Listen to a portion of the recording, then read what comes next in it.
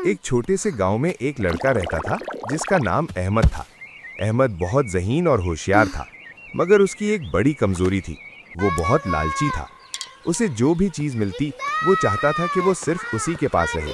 किसी और के साथ वो कुछ भी बांटना नहीं चाहता था। एक दिन अहमद की दादी बाजार गईं और उसके लिए एक खूबसूरत थैला लाईं जिसमें ताज़ा और मीठे सेब थे। दादी ने मोहब्बत से कहा, बेटा, ये सेब अपने दोस्तों के साथ भी बांटना। बांटने से मोहब्बत बढ़ती है। मगर अहमद ने दिल ही दिल में सोचा कि अगर वो सब सेब खुद खा ले तो ज्यादा मजा आएगा।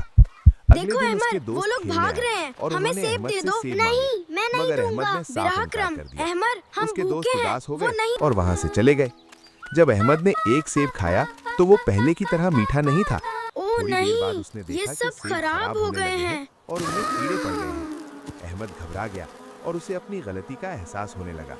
वो फौरन अपनी दादी के पास गया और रोकर सारी बात बताई। दादी ने उसे प्यार से समझाया, बेटा, लालच इंसान को नुकसान देता है। जो चीज़ हम बांटते हैं वो कम नहीं होती बल्कि बढ़ जाती है, जैसे मोहब्बत और खुशी।